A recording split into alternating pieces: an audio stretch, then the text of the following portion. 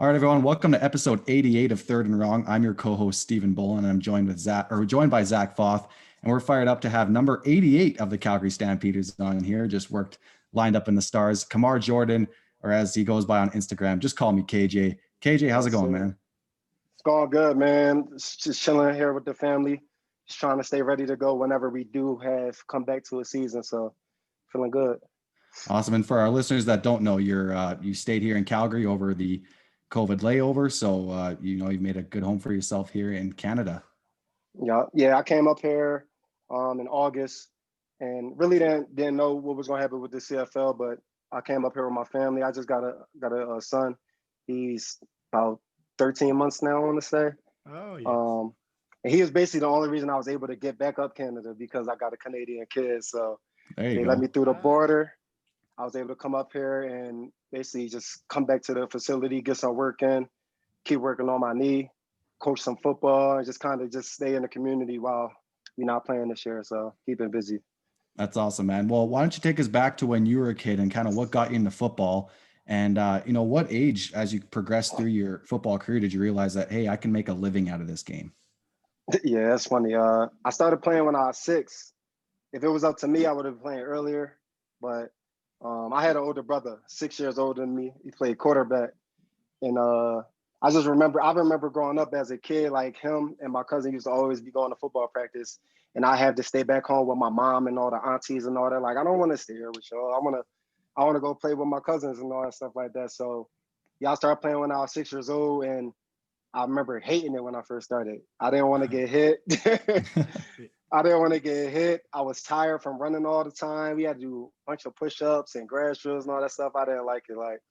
But I think eventually, as I started to get used to it and just it's just fun, like free to be able to go out there and play and all that stuff. The more I wanted to play, like just the more I got used to it. I don't know, like as far as like thinking they could go like where I'm at now, like as a pro. I don't know when it really became like the reality. Obviously, as a kid, everyone thinks like I'm gonna play in the NFL and all this and all that. Everybody thinks they're that good, but I think it took me to kind of play other people in other neighborhoods and other cities and other teams. And as I got older and kind of seeing myself against other talent, that's when I realized, well, I might actually got something if I work hard and just keep working. That's awesome.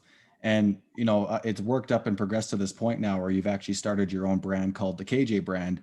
How important is self-branding nowadays for athletes in general? And did you have any influences that you used as a blueprint to help kickstart this idea? Oh yeah, absolutely. Well, I mean, I think like same thing, like just as a kid, you always kind of just when you're not paying attention, drawing in your little notebook, practicing your signature, practicing what your logo would be, just things like that. And I could never kind of get anything that I wanted to be my logo. So I remember I just read this book called Athletes Are Brands Too. And one of my teammates told me to read it. And basically the whole book is about just branding yourself. We in a new generation now. It's not, you don't really have to depend on other people to kind of put our name out there or write an article about us or make a video about us. We could do all that on our own. Everything, video, articles, all that stuff. And obviously we do that a lot with Instagram, but I just wanted to find a way to monetize it and just make more money and really capitalize on basically what I've been working so hard for. I think the one thing that really got me with the brands, I remember it's like the like 90s vintage t-shirts where it's like the characters like Michael Jordan per se, like it's like a little cartoony version of Michael Jordan on the t-shirt, Chicago Bulls, probably got some rings on it, and it's like a cool little tee. Yeah. And I always loved them growing up. And I was just thinking, like, man, I'm a professional athlete. Why don't I have one of these? Like, why not? So I made one myself.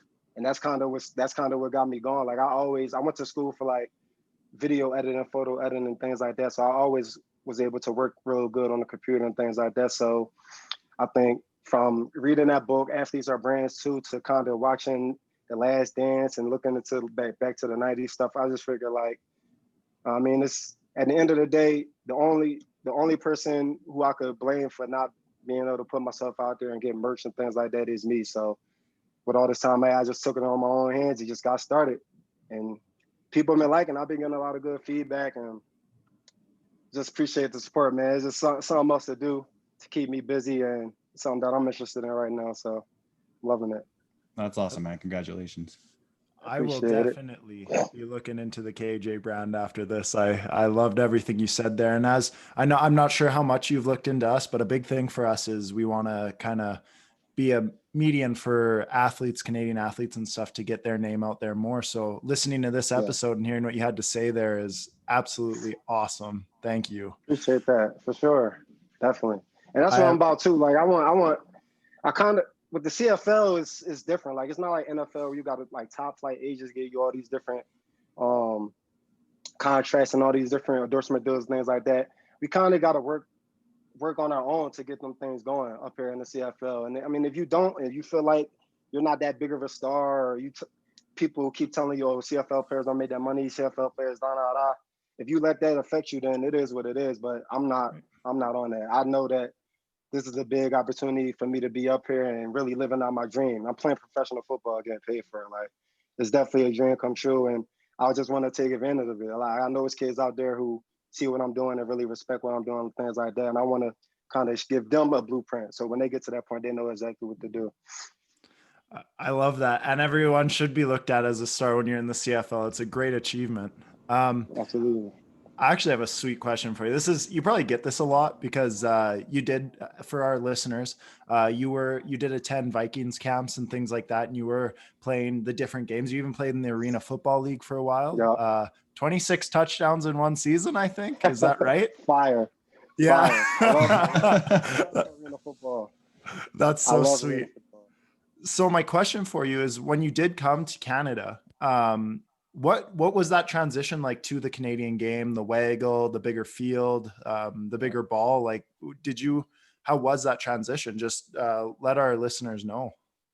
Yeah, for sure. Well, I think I'll even start before that. I think I was with the Vikings. I actually signed with the Vikings coming out of college, 2012, and I broke my hand in training camp. So they released me in the injury settlement, and basically kind of just a waiting game from that. I signed with Arena, Spokane Shot out of Spokane, Washington, and my whole mindset going there, like it's so different. Like, you're playing on basically 50 yards. It's super small. It's like maybe 25% of what a regular NFL field is. Then you got these big plastic walls on the side where people could tap you into it, throw you over it, you flip over, all types of stuff. And the fans is right on you. Like, that's another thing. Like, it's been times I'm lining up, like getting ready for like kickoff. Fan is literally right on my back, like, you're trash, like right here in my ear. Like, wow. It's a different game, but you know what? I remember my whole mindset going into it was just dominate where you are. Don't think about going back to the NFL. Don't think about getting an opportunity for the CFL. You in the AFL right now, so be the best player you could be right now. And that's kind of always been my thing, like, be where your feet are. Wherever you are right now, just make the best of it. And I think that's kind of what's progressed me to all these different levels. So after Arena, I basically, like you said, 26 touchdowns my rookie year. I was up for like Rookie of the Year in the AFL. And then Calgary assigned me to like the practice roster, extended roster. So I was up here in 2013, super old, 2013. And I remember it was just a big difference. Like, first of all, I'm playing on turf with basically indoor soccer cleats, not real cleats. I ain't played real cleats for probably like a year. I go from 50 yards, this little box, to like however many yards this is. Yeah. So I'm learning how to adjust and play in an arena game when it's so small, learning how to get the tight corners. Now the field is super wide, and I got to really basically relearn how to play this game up here with the wide field and how to use my speed and just do different things up here. So I think the biggest adjustment, obviously, initially was the Waggle. But coming from Arena, we have a Waggle. It's only one guy Waggle at a time, and I was really good at that. I used to hit the line super fast. So when they came up here, I just kind of used everything that I learned from Arena from that instance of the Waggle and stuff, kind of setting people up before I get there and then working my way from there. And it just, as I learned how big the field is, I just learned to use my speed and actually run, use my long legs and run instead of trying to make a cut and move every time. So it's a different game, but at the end of the day, it's football. You know what I mean? Right. see ball, get ball for a lot of positions. Yeah. You the ball in the air, you go get it. I know I play football. I've been playing football since I was 6 years old. So eventually you adjust and you learn and you get through it. Yeah. Yeah. Would you say, like, you know, for wide receivers with the waggle and such, like Steve and I grew up on it. That was our game. We learned how to waggle. If we were a wide receiver or a slot back, at some point we were learning how to waggle and such. Right. For those who like were growing up in like the American game and not doing that transition period, what, you know, to get to that point where, like you were saying, you're running up to the line full speed, it's perfect. Like, is that a season kind of thing, or is that like it takes a few seasons to kind of get to that, you know, your potential almost? I don't want to say potential because, you know, but to get to that point where you're comfortable. I think the waggle in the CFL and youth sports in Canada and period, I think it really got more to do with who the player is and what he's trying to get done. It's sometimes where I'm hitting the line full speed, and by the time I'm at the line, I want to be full speed, full stride. But sometimes I want to kind of play and mess around. I might be skipping around, might hop behind the goalpost, hop behind Bo. You know what I mean? Just to mess with the guy, because if I see, basically, we come out the huddle, and I know these guys are playing man defense. I know he's guarding me. All right, I know you're guarding me. Now I'm gonna mess with you. I'm gonna act like I'm running over here, because you gotta follow me. So it's just different things. It's more like character. Some guys don't like to hit the line with full speed. Some guys like to kind of work it out, work angles and things like that. So at the end of the day, it's all about learning and learning what's best for you. I think the big thing that I learned to be successful here in the CFL was when I got here was watching Nick Lewis and watching Marquay McDaniel. Yes. There's such different receivers than me. And they always get open. Always open, consistent, always catching the ball, always getting first downs. And I used to watch those guys closely, like, what are they doing that I can add to my game? Obviously, I can't jump over everybody like Nick Lewis can. I can't run through guys and just be on bowling ball like Nick Lewis. And when it comes to certain things, I can't do what Marquay could do, but I could learn some of the things that they do to get open and add that to my game and make it mine. So now it's like my own thing. And I think that's kind of what the waggle and a lot of things I got to do with the CFL, kind of just learning what's successful, what other people learn, what other people do to be good, and you add that to your own game and make it your own. And I think that's how I've been able to just kind of grow and like learn and basically be up here for so long. Man, I absolutely love the character you add to, you know, what these wide receivers and slot backs are doing prior to snap and how it's their own game. That's great. I'm going to switch gears just a little bit here, because I know a lot of our listeners really are curious about this between the athlete and kind of what's going on with the CFL. What's the communication like there right now? Like on kind of letting you guys know what's going on next, kind of expectation on both ends. Can you jump into that a bit? Well, the first thing I want to say before I really dive into that is, at the end of the day, everybody wants to play football. You know what I mean? Mm-hmm. From all levels of the game, from the coaches to the people who making all the decisions, to the players, to the people who working in the stadiums. They lost their jobs too. You know what I mean? Everybody wants football back. I think the players and the people up top kind of have different ideas of how it should go and how we should proceed and all the things like that. But I think I believe in our guys. I believe the guys in the front office that they're going to figure out a way to get it done and just make it in best interest for everybody involved, the players, the coaches, people who are working, and the fans. Obviously, the fans are a part of it. We in the CFL, the fans are a big part of what we are, and we can't ever kind of discourage them or ignore them and what they want as well. So, I mean, I think we try and figure it out. Obviously, everyone's frustrated because we ain't been able to play, and players are frustrated with the managers and all the things like that, and the way they kind of handled the situation going into it with the government and things like that. But I believe everybody just wants it to get figured out so we can continue just playing the game we love and the fans continue watching the game we love. Right. Yes, sir. On a more positive note, you mentioned in our time coaching together, KJ, that you love end zone celebrations and dances. I wanted to ask you what your favorite one you've done so far, and would you ever consider doing the Macarena? I did the Macarena. Oh, you did? Oh, no way. I missed that one. I did in arena football. Maybe I try to find a link for you or something like that. But Yeah, my favorite. Well, quick back. Well, once I got to arena, like I said, arena football was we just get paid penny. We probably get paid like $400 a game. Like it's like really one of the things like you really gotta love the game. But at that point, like it was just football. It wasn't business. You didn't have to worry about other things. It's football. So that was the time I was just having fun. Every touchdown I scored in the AFL, I was dancing. And then once my teammates started to get on, then we started doing team dances, and that's kind of just been my thing since then. Parties in the end zone. And once I got up here, I just did the same thing. Like, and it was never really where cared about if people like some people don't like sellies and other things like that. But at the end of the day, like I don't work this hard to get to this point. I'm celebrating. Like I'm happy. I'm celebrating. You know what I mean? My favorite though, so many.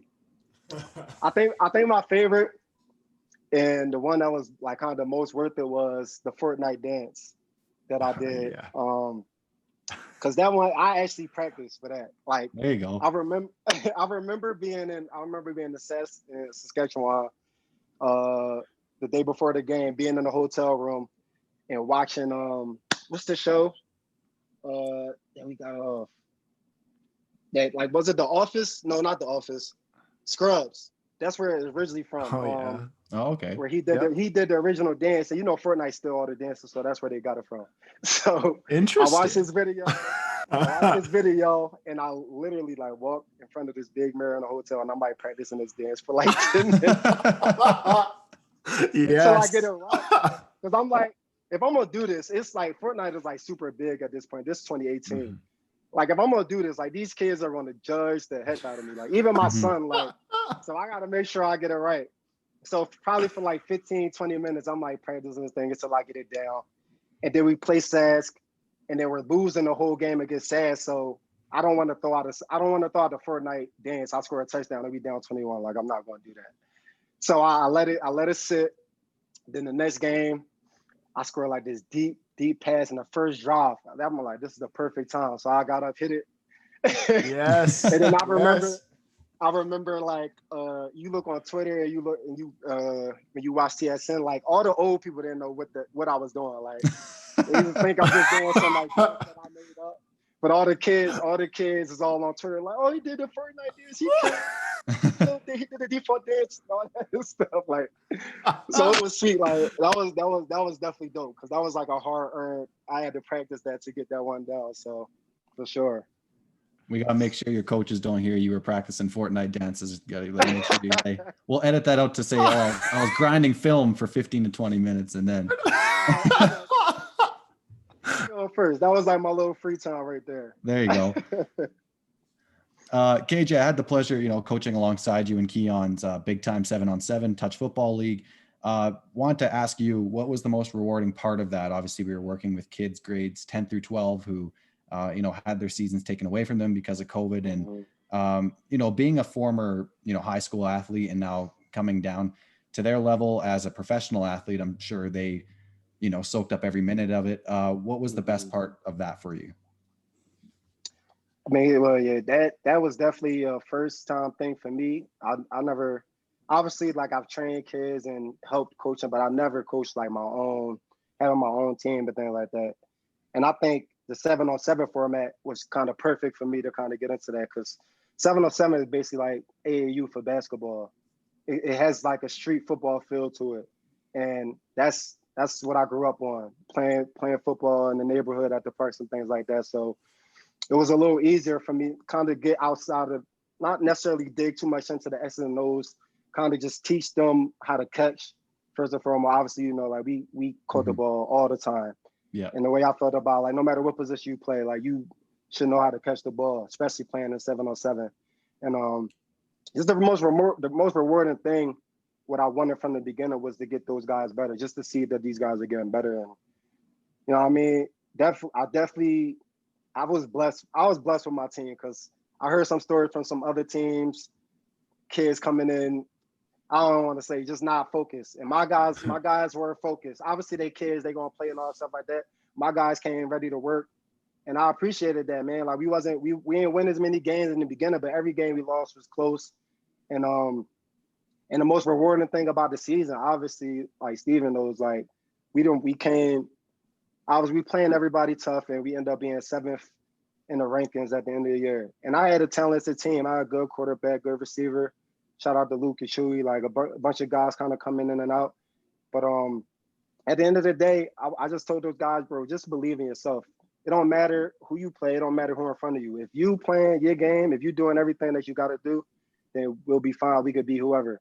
And man, they bought in big time on championship day. We came in 7th place seed. We had to beat the number 2 team twice. First of all, we had to beat them twice to go. They only had to beat us one time. It was the bubble format. Yeah, like NBA. Yeah. We beat them the first game.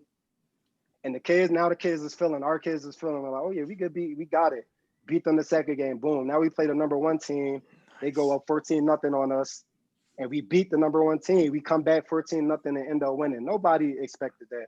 And you know what I mean? Like, I don't really know how many people at Calgary was watching or was into it, but that was really like big for me. Like, not to be playing football, to kind of come back to the community of Calgary with the kids and just all that stuff. Like, that was big time for me to see those kids, how happy they was, how excited it was, how proud of they was as a team and of themselves and what they was able to accomplish, man. Like, that's definitely the most rewarding part. Like, seeing these guys grow in confidence more than everything. Just knowing that if they give that effort, that they could do that. And that was definitely what I got from this year. That was a hell of a ride, man. That championship day was probably the pinnacle of the season. Obviously, for, you know, it's the championship day, but like, you know, for where we came in from, man, that was something else. Yeah. Nah, for sure, man. I definitely enjoyed that just as much as any game I ever played. I enjoyed it just as much, and that's for real. Do you see? Sorry, Zach. Do you see a future in coaching for you, KJ? Or, you know, once your playing career is over? I don't know, man. This is obviously something I always thought about. Like, I'm more so interested in wanting to teach guys skills and get them better as players. I've never been like a real X's and O guy, but the older I got, the longer I've been in the CFL, and just the more I've been a pro. It's certain things you got to learn to be a pro and continue to be a pro. Like, X's is no way you're going to last at any level of football if you're not learning how the defense is playing you, what the offense is supposed to get done. I mean, how just football is supposed to work from the mental. Mental is just as important. And just as the older I'm getting, the more I'm learning and understanding that things. And it could be a possibility, you know, if it makes sense. But 7-on-7 for sure. I love to do that anytime right now. Like, but with the big coaching, we'll just see. It all depends what the opportunities I get and what makes sense and what I feel comfortable doing with that. That's cool. KJ, even if you don't go along the lines of coaching or anything, just the way you speak, you just have a natural talent for motivating. I'm sitting here all pumped up right now. So I appreciate that, man. I really like listening to that. I actually have a question. This is pretty interesting also, because there's always been this thing up in Canada with talent wise. You look down in the States and like football is treated almost as a religion. Like, there is so much talent coming every which way, Sundays or Friday nights and stuff for high school ball, Saturday college, and then pros for Sundays. It's insane. You get so many people developing their skills, coming together. Now, from your experience, seeing all of that, you know, down south and then coming up to the Canadian game, and then for coaching the 7-on-7 and stuff, like, how big is that talent gap from like so many kids down in the States and then what we're getting here? Because we want to grow football up here. And, you know, I know for us Canadian boys who played high school ball, so we're talented too. We believe it. Not Zach and I specifically, but as a whole, you know. Right up. I think for sure, like the overall talent of US versus Canada, football wise, obviously US is up. Like you said, it's a religion. Like, football is this thing that we eat, sleep. Like, football is football. And especially now, even more so now, like, these kids is playing football 24/7, 365. Like, when football season over, they're training. Right. When training is over, when the spring comes, they're playing 7-on-7. Like, this is like a year-round thing for them. They're not stopping. When I was coming up, and obviously I'm from the East Coast. I'm like outside of Philadelphia, so the weather we get wet all season, like it snows and all that stuff. So we're not able to really run around outside and play football year round. Like, say Florida, Texas, things like that. So me, I remember growing up, like football season was over. Football season was over. We playing basketball. We walking around school, talking to girls, like football's over until it's back. Like it is what it is, but it's just different now. And that's really with social media, it's really all over now. Cause it's not just like a thing that's only going on in Florida and Texas. Like everybody sees it now. So it could be a guy from Calgary who's seeing these kids in Texas grinding every day. Now they trying to, why can't I do that? So the guys up here is definitely putting that work in as well. And I definitely see the talent. I think the thing about Canada is they have talent a lot. Like obviously it's got, you see Chase Claypool and a bunch of guys in the CFL, I could tell you, who are great athletes regardless of what part of the country or part of the world they live in, like dogs. And I think it just comes down to just the coaching. You know what I mean? Like when I'm growing up, it's guys around me, it's coaches around me who played high school, probably played college football, played professional football, who's coaching me and teaching me techniques and different little things, different nuances of the game. It's not, obviously it's coaches here, and I'm sure there's a lot of great coaches here, but it's just more experience and more knowledge down from the guys down south who've basically been living football their whole lives.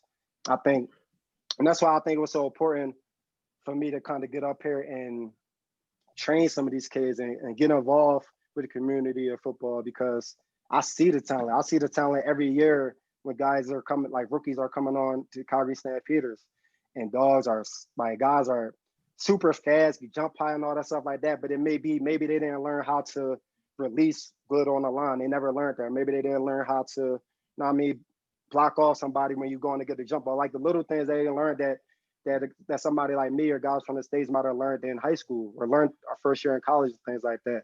So I think I think it comes with coaching, and as far as growing the game, it's just guys put more interest in it. I think for sure, like this year in general, I've seen a lot of guys around the league in different cities who actually here just training kids and teaching kids up here in Canada. And that's what they need. Like the way I look at it is, it's what is about 60, 70 guys on each roster in the CFL, 9 teams, whatever that number is. But basically you could get a couple of 150, 200 guys who playing in the CFL, who playing in the States, who will help these kids and train these kids and will help them. Because obviously, like, we love football. We want football to be better. We're in Canada. We playing in the CFL. We want the talent to rise as a whole, as the whole Canada, because that helps us all the way around. So I definitely think the talent is here. It just comes with coaching and guys just wanting it. These guys just grinding the way that we grind down south, and I feel like that if they get there, they could eat just as much as the guys do down south. Heck yeah! Awesome. Oh, yeah. Us Canadian boys, we do our best. Canadian boys and girls, we're tough. It's cold up here. Much respect. Actually, jump into a different one here. This is I really like this one because I have so much respect for the Calgary Stampeders organization as a whole. You could, people compare them to the Patriots of the CFL because of their consistency since like 2008. They've just been something to watch of success in football. Over your time there and seeing it, what is it about the Calgary Stampeders organization that has been so successful? Why so much consistency in winning there? Well, yeah, I think consistency is definitely that main word. It's just being constant. I think with the Stampeders for sure, just having that constant, kind of keep the same people in the building. Obviously, when Huff was the head coach, and I was here a little bit when Huff was the head coach, Huff ran it his way, and you know what I mean. The guys he brought in, he brought in trustworthy guys he could believe in. He brought high character guys. You don't want guys who he never brought in like it guys. You know what I mean? Guys who kind of think would do it all on their own, or prima donnas like that. Character was always a big part of the Calgary Stampeders organization, and I think the continuity is definitely the most important thing. Like if you think about it, Huff was the head coach. Dickey was the offensive coordinator or quarterback's coach. Huff is now the GM. Dickey moves up to the head coach. Then we have special teams coordinator who moves up to the assistant head coach, and the running back coach who moves up to. That's just how it works. Like basically, you're rewarding our guys, rewarding our coaches for just being successful and doing things and knowing our system, doing things we want to do, and then that kind of keeps the continuity of. We're a great program. We all know how it's ran. The guys here, the older guys here, know how it's ran, and keeping those guys in the room and keeping those guys in the building just keeps that energy flowing. It's never like a new, like start from scratch type of deal where you see with a lot of other CFL teams. And I mean, it's obvious. It's easy to do that when you're winning. You know, obviously, when you're losing and things got to go wrong, you got to switch pieces, things like that. But I think that's been a big part. And then when it comes to the players in the locker room, I think when it comes to professional athletes, you don't get a lot of locker rooms where guys are really talking to each other and care about each other and hanging out with each other and I mean know each other, family members, things like that. I think it's like a real family oriented type locker room that we have. Guys really go out and hang with each other, kick it with each other.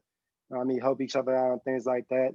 And in the pros, I know. I mean, I've been in the NFL locker room with the Vikings. Like these guys are millionaires. They're not really worrying about what you got going on. They come to practice, they come to work, and they go do whatever they want to do.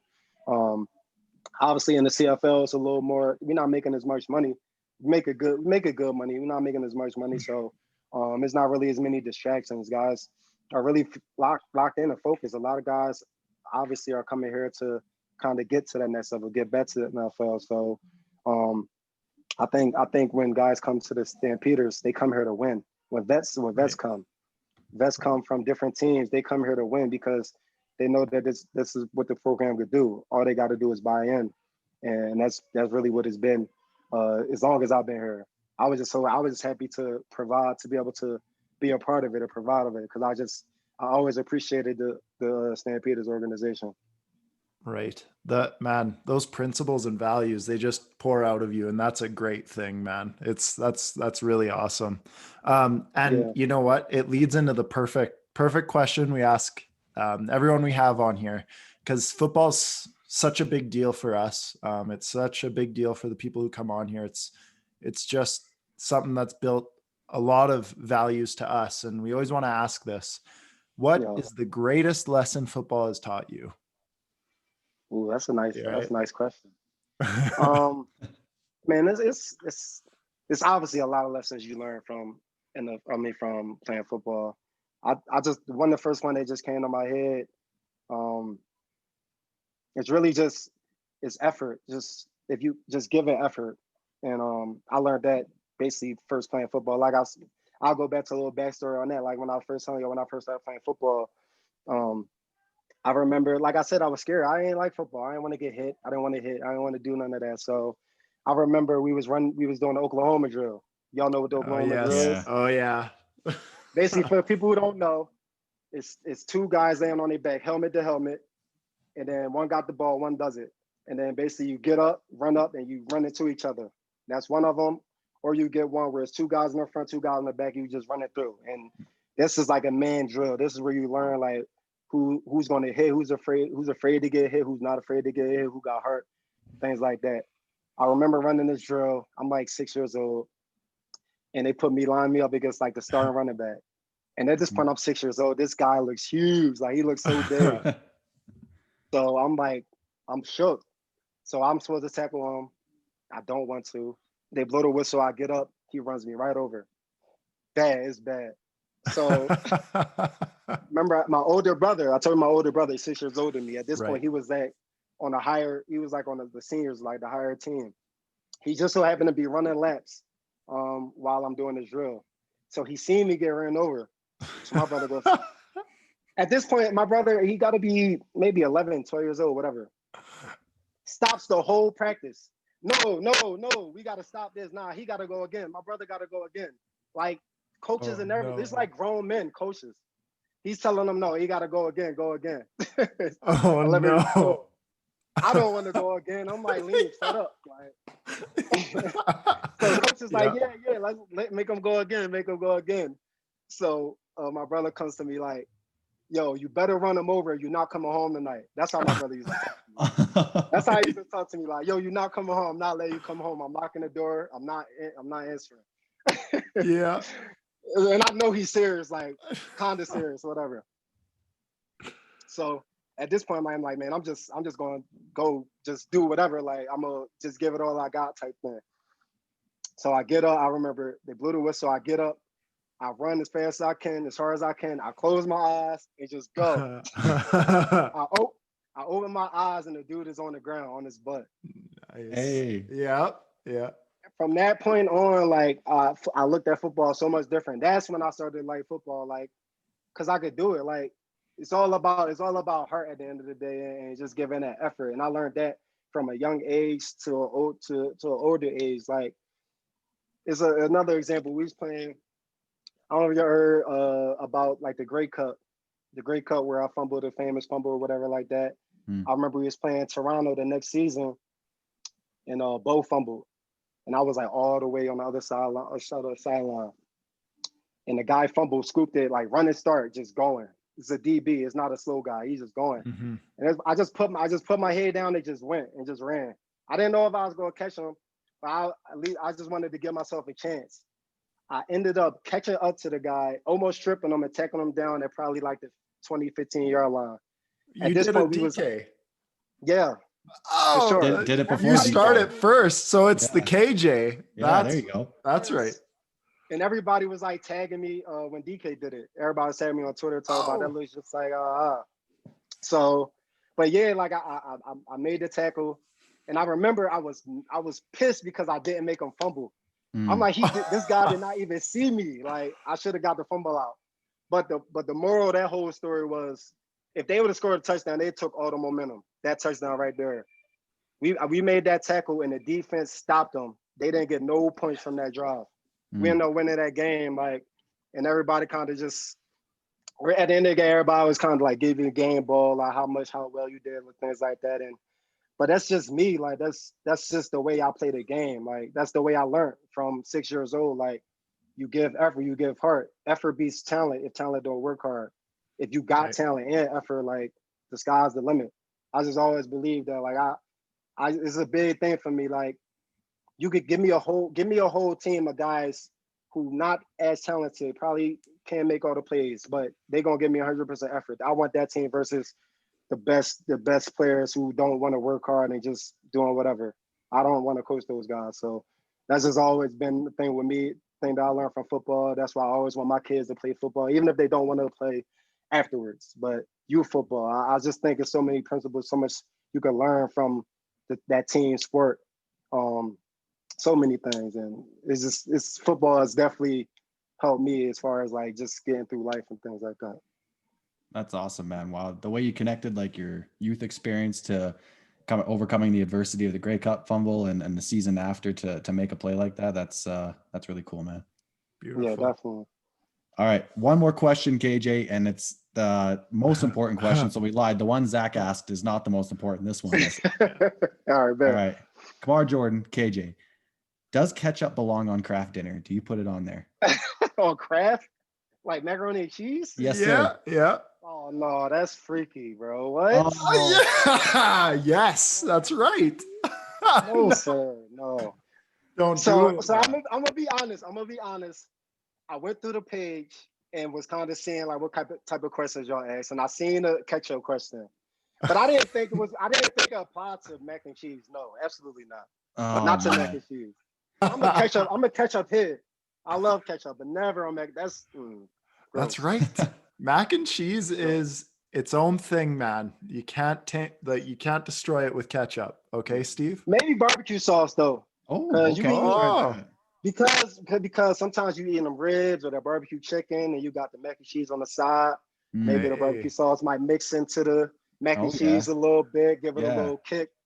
So yeah, maybe barbecue sauce. Try that, please. Next time, no ketchup. Next time I'm up in Calgary, we're getting together and trying that. I love it. Barbecue sauce, yeah. We'll go to Big T's right by McMahon Stadium. Oh yeah, that's perfect. That's perfect. Hayden Block 2. Love it. Awesome. KJ, where can everyone find your clothing line, the KJ brand, and where can they find you on social media? Yeah, just call me KJ. That's it on Instagram. Just call me KJ _ on Twitter, but I'm never really on there. So just call me KJ. KJ brand. right here if y'all can see it. There you go. Line I just brought, the KJbrand.com. It's on Facebook, on Instagram, the KJ brand. I'm still building, I'm still learning. So work with me. If y'all see something y'all like, if y'all see something I should put up there, whatever the case may be, just holler at me. I'm open book, like whatever y'all want for the fans. So that's awesome, man. We'll be sure to link all that in the show notes so people can directly click and go from there from the episode. And want to thank you for coming on and sharing your experiences. We hope to have you back on in the near future. This was a very, I guess, I'm trying to stop it now. Lesson learned. Like I learned a lot just from hearing you talk and hear about your experiences. So thank you for that. That's what's up. I appreciate it, man. Thanks for having me on, man. I'm definitely glad I came on for sure. Yeah, thank you, KJ. This was amazing. Yeah, most definitely. Awesome. We got to link up again, though. I'm definitely holding y'all to that barbecue too. Heck yes, sir, man. Next time Zach's up, we'll make it happen. For everyone else, be sure to check out KJ's brand in the show notes. We'll link directly there, and stay tuned for the next episode. Thank you and Godspeed.